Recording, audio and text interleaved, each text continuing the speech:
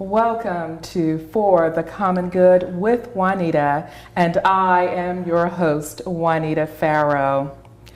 We have an exciting show for you today. We have here with us Darius Norman. And Darius has a wealth of knowledge about finances. And today our show is entitled Financial Freedom. So he's going to be giving us tips about how to stay out of debt and how to repair our credit. And that's valuable information that I think all of us can be excited about. So welcome to the show, Darius. Thank you. Thanks for having me on. You are so welcome. Well, we're certainly glad to have you here on our show to talk about such an important topic today. So I wanted to ask you this, is that your journey has evolved from social work to financial, dealing with financial issues and financial counseling and et cetera. I want you to talk a little bit about that journey because obviously you're very passionate about that. So tell us about yourself and how your journey how you got into the financial area.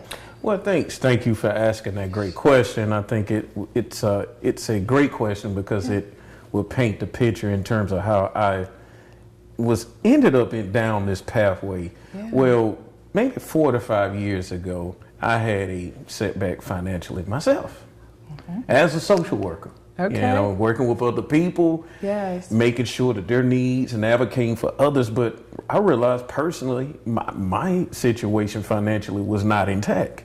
So I had to make some decisions financially. They were not comfortable. I had to make some lifestyle changes. So what I did, I downgraded my lifestyle. I decided to move to a 1-bedroom, 1-bath apartment and moved outside the radius of Atlanta, maybe 75 miles. And I moved into a 1-bedroom, 1-bath apartment for $300 a month. Wow. And with me making that adjustment, I realized it changed my value system. I started paying down my debt, working on my credit. And then once I started doing that, I realized how it repositioned me and put me in a different pathway. So then with me making those adjustments, then I was able to purchase a home with no down payment. And then I was able to buy a car with maybe $170 car note payment. So with me making those adjustments and seeing the fruit of that labor and maybe going outside of my comfort zone, it created a empathy for me to help other individuals who face the same challenges like myself.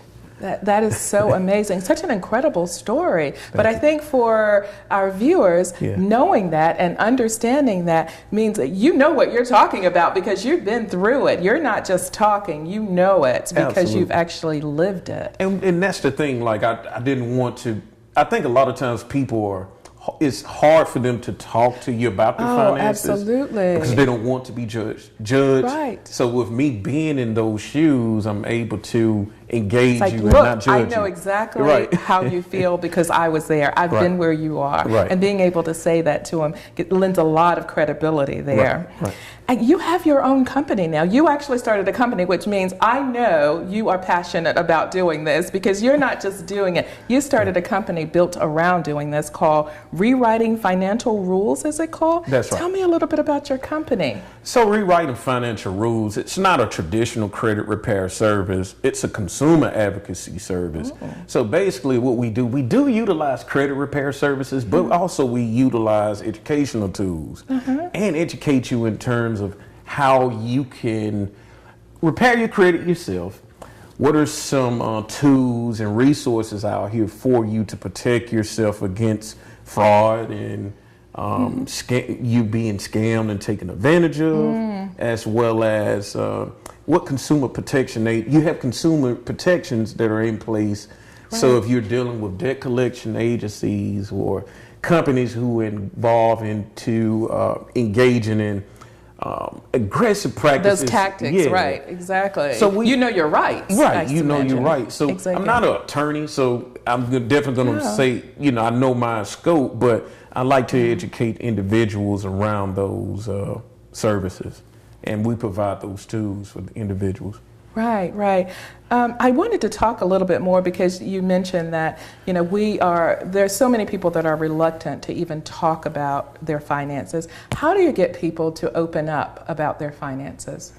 I'll be honest with you. A lot of times I think with me, put myself out on the limb and I'm able to tell individuals where I started out at. I even show people pictures of the apartment I moved into. Oh, wow. That 1-bedroom, 1-bath apartment.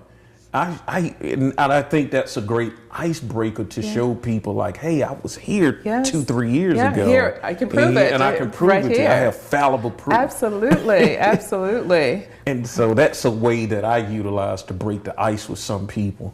Wow, that is so amazing. Quite a journey from social work to finances, but it's something, and that's what the show is really about. It's about people like yourself that are making a difference for the common good. I think so. It's just incredible. Thank you. Thank you.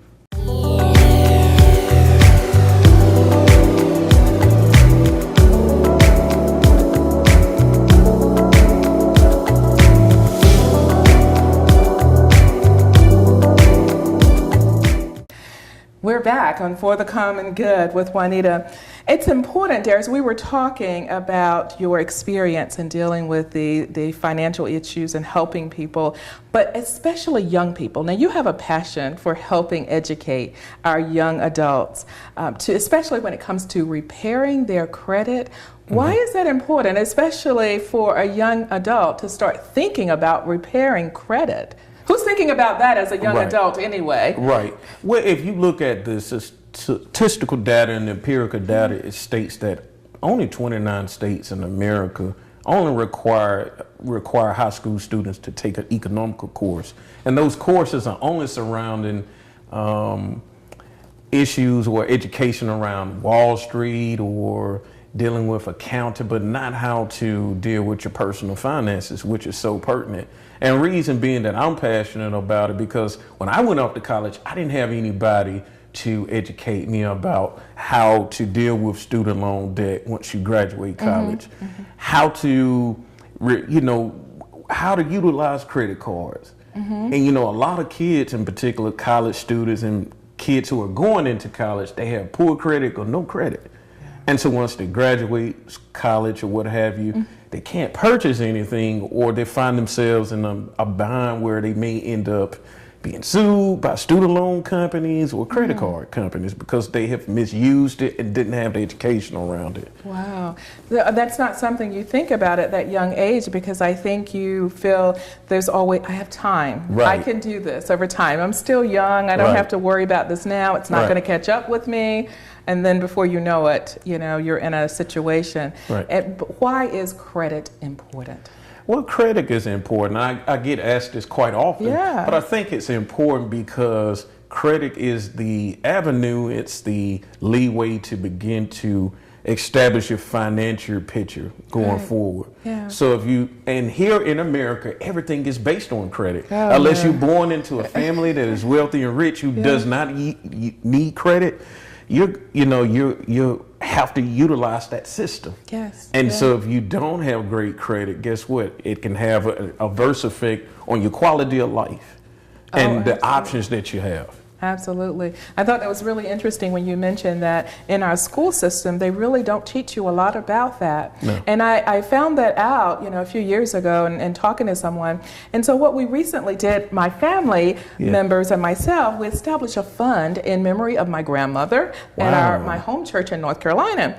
And the reason we did that is so that the children who go to that church would have access to information that they're not getting in school, like life things that impact you in life, such as your credit or how to balance a checkbook. Right. All those things that we don't teach in our school, but they are basic things that they need in order to be able to manage in life. Absolutely. And knowing that as a child makes you so far ahead of the game in terms of knowing things rather than just the basic things that they get in school. So I was really excited about that. So that is so very, very important.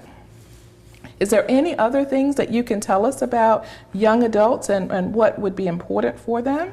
Well, yeah, I can definitely encourage young adults, in particular if you're going to obtain credit cards, you need to be very careful in terms of understanding the terms and conditions of utilizing that credit card, because when I was in college, we used to have credit card companies who would come on our campus to... They love students, don't they? Yeah, they love students because you have a fresh credit history. Oh, absolutely. Most 18-year-olds have a fresh credit history. So, hey, they're looking at you as a new consumer. They're practically wanting to give you these credit cards, right? Right.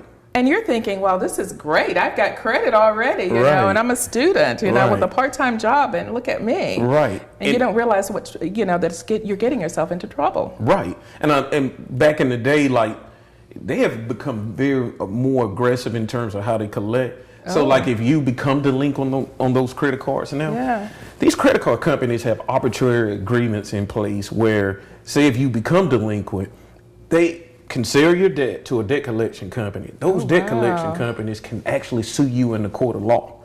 Really? As if you have created the debt with them. So a lot of new college students need to really understand that, and they don't. And I'm actually helping a college student who is facing that now. Oh, really? Yeah. Wow. Can be sued. I'm sure most college students, when they're deciding to get these credit cards, aren't thinking about lawsuits. No. And you know, that practice just came about maybe 3 years ago. Oh, wow. Because a lot of the credit card companies, as well as the student loan companies, and some of your banks, if you become delinquent or withdraw a bank account and don't pay those, they have teamed up with law offices, attorneys' offices, debt collection agencies to sue these consumers. And you think about the impact that has on that student, you know, in the future. I mean, a lawsuit or in this type of trouble, the damage that's doing to their credit. Right. And then you can't purchase anything like a home, a car, or if you are an up-and-coming entrepreneur, you can't get the capital because your credit has bad negative information on there. Yeah. So you've got this great job, but then your credit is horrible. Right? So you have to have both. You have to have a good job and you have to have the credit. So it's not just about getting the best job. It's also making sure that you have good credit and can move forward with that. I think what you do is so very important because you're really paving the way for the financial freedom by making sure that they have good credit and less debt. So that's the path to financial freedom. Absolutely. This is really exciting. We'll be back.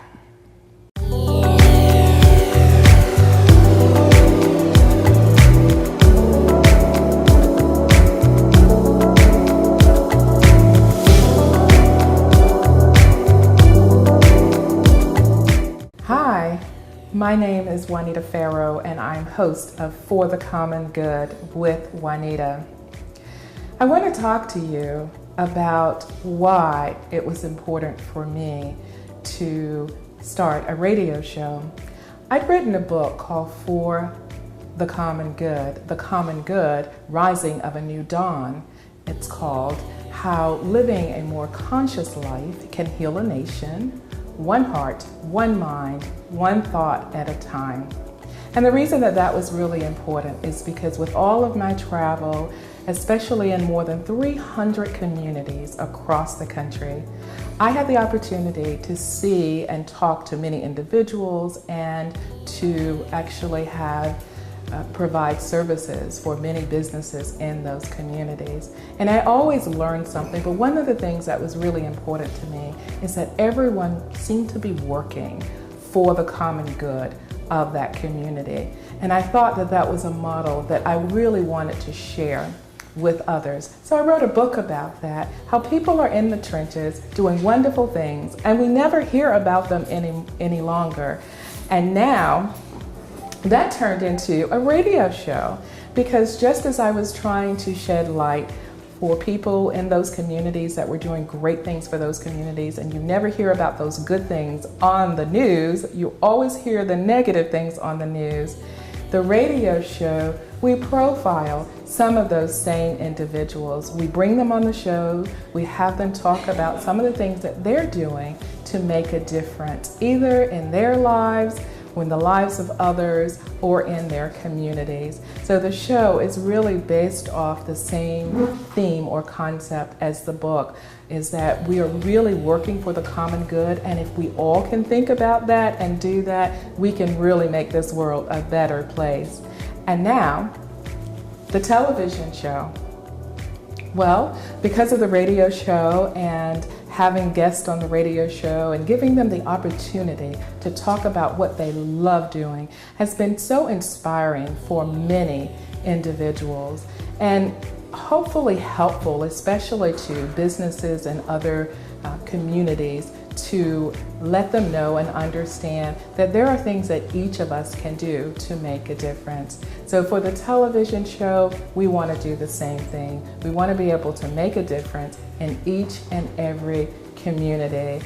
And now we're doing it on TV. So I'm really excited about the opportunity to really be able to expand our message, to get our message out to individuals, to businesses, and to communities for the common good.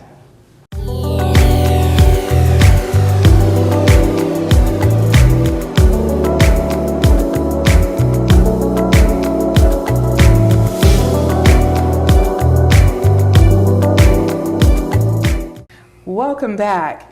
And we're talking to Darius Norman, and we're talking about credit and also debt. And Darius, I wanted to ask you, you say that we can make our credit work for us. Now, I think that's an excellent point. Anything that we can use that will help us to our advantage, certainly, but I don't think most people think of credit that way as working for us. Tell us what you mean by that. Well, if you know how to utilize it, learn ways to boost and build your credit, avoid, obtaining negative credit items on your credit report. It puts you in a different position and it gives you better purchasing power. Say if you want, again, like if you want to purchase a car or a home, or if you want to obtain a loan for anything, you can get a better interest rate. In terms of, what kind of home, what type of home you want, and what type of financial product the mortgage company wants to provide you. If you're out to look to purchase a new car, your interest rate levels, if you have good credit, you can probably pay less than 3%. Some of these auto dealerships are, providing very good interest rates.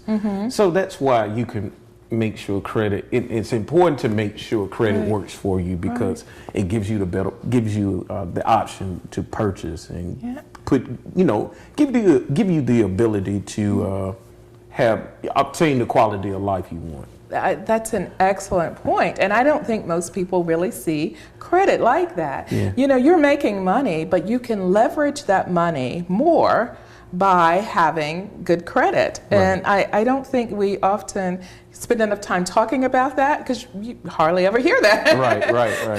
But I know that there are definitely, are there any other things that we can think of that credit can help us? We talk about homes and I guess loans and cars and most of the things that we need, right? Well, I would say also too, like having good credit also, let's go back to the teenagers or the college student that's going to be graduating.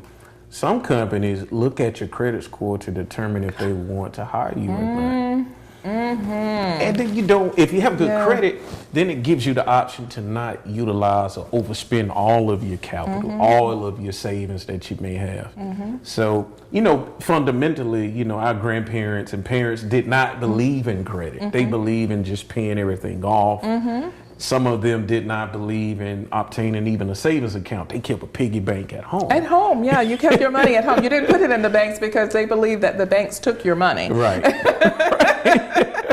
And in some cases, they have, the consumer has faced those challenges. Sure. But, if you have good credit, you don't have to spend all of your money. Yeah. You can keep some of your savings. Wow. And utilize other people's money.